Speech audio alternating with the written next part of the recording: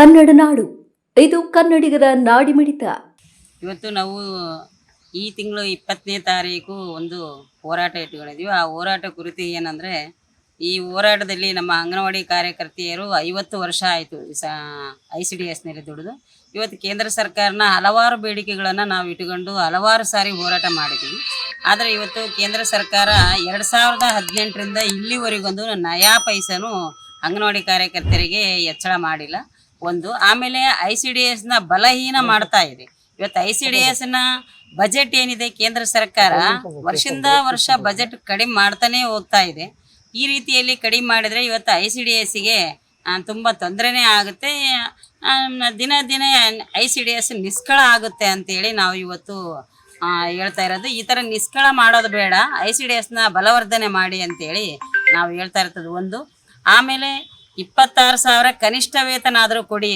ನಮಗೆ ಅಂಗನವಾಡಿ ಕಾರ್ಯಕರ್ತರ ಕಾಯಂ ಮಾಡೋವರಿಗೆ 26,000 ಕನಿಷ್ಠ ವೇತನ ಕೊಡಿ ಮತ್ತು 10,000 ಪಿಂಚಣಿ ಕೊಡಿ ಅಂತೇಳಿ ಇವತ್ತು ಕೇಂದ್ರ ಸರ್ಕಾರಕ್ಕೆ ಬೇಡಿಕೆ ಇಟ್ಟಿರೋದು. ಇವತ್ತು ಅಂಗನವಾಡಿ ಕಾರ್ಯಕರ್ತೆಯರು ಅಷ್ಟು ಅಂಗನವಾಡಿಯಲ್ಲಿ ಕೆಲಸ ಮಾಡ್ತಾ ಇದ್ರೂ ನೀವು ಬಜೆಟ್ ಕಡಿಮೆ ಮಾಡೋದು ಸರಿಯಲ್ಲ. ಈ ಬಂಡವಾಳಗಾರರು ಕಾರ್ಪೊರೇಟ್ ಕಂಪನಿಗಳಿಗೆಲ್ಲ 15.32 ಲಕ್ಷ ಕೋಟಿ ಗಟ್ಟಲೆ ನೀವು ಏನು ಅವ್ರದ್ದು ಸಾಲ ಮನ್ನಾ ಮಾಡ್ತಾ ಇದ್ದೀರಿ, ಇದು ಸರಿಯಲ್ಲ. ಇವತ್ತು ICDSನ ಬಲವರ್ಧನೆ ಮಾಡಿಬಿಟ್ಟು ಬಲಹೀನ ಮಾಡಿ ಇವತ್ತು ಕಾರ್ಪೊರೇಟ್ ಕಂಪನಿ ಪರವಾಗಿ ನೀವು ಇದ್ದೀರಿ. ಈ ಥರ ಸರಿಯಲ್ಲ ಅನ್ನೋದೊಂದು ಅವರಲ್ಲಿ ಇಟ್ಟಿದ್ದೀವಿ.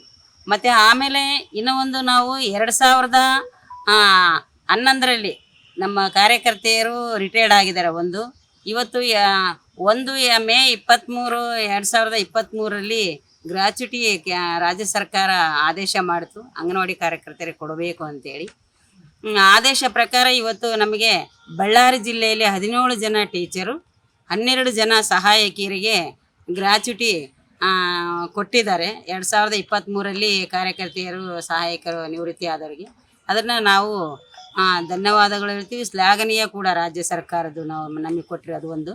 ಆಮೇಲೆ ಅದ್ರ ಜೊತೆಗೆ ನಾವು ಇನ್ನೂ ಒಂದು ಬೇಡಿಕೆ ಇಟ್ಟಿರೋದು ಏನಂದರೆ, 2011ರಿಂದ ಏನು ನಿವೃತ್ತಿ ಆಗಿದಾರೋ ಇವ್ರು ಕೊಟ್ಟಿರೋದು ಇವಾಗ 2023ರಿಂದ. 2011ರಿಂದ ಭಾಳಷ್ಟು ಜನ ನಿವೃತ್ತಿ ಆಗಿರೋ. ಎಷ್ಟು ಜನ ನಿವೃತ್ತಿ ಆಗಿರೋ ಅಂದರೆ 10,311 ಟೀಚರ್ ಹೆಲ್ಪರ್ ಏನು ರಿಟೈರ್ಡ್ ಆಗಿದ್ದಾರೆ ಅವರಿಗೆ ಕೊಡಿ. ಯಾಕೆಂದರೆ ಇವತ್ತು ICDSನ ದುಡಿದು ಬರೇ ಕೈಲೇನೆ ಹೋಗಿದ್ದಾರೆ ಅವರು. ನೀವಿನ್ನು ಕನ್ನಡ ನಾಡು ವಾಹಿನಿಯನ್ನು ಸಬ್ಸ್ಕ್ರೈಬ್ ಮಾಡಿಕೊಂಡಿಲ್ವಾ? ಈಗಲೇ ಸಬ್ಸ್ಕ್ರೈಬ್ ಮಾಡಿ, ಬೆಲ್ ಐಕಾನ್ ಅನ್ನು ಒತ್ತಿ ನೋಟಿಫಿಕೇಶನ್ಗಳನ್ನು ಪಡೆಯಿರಿ.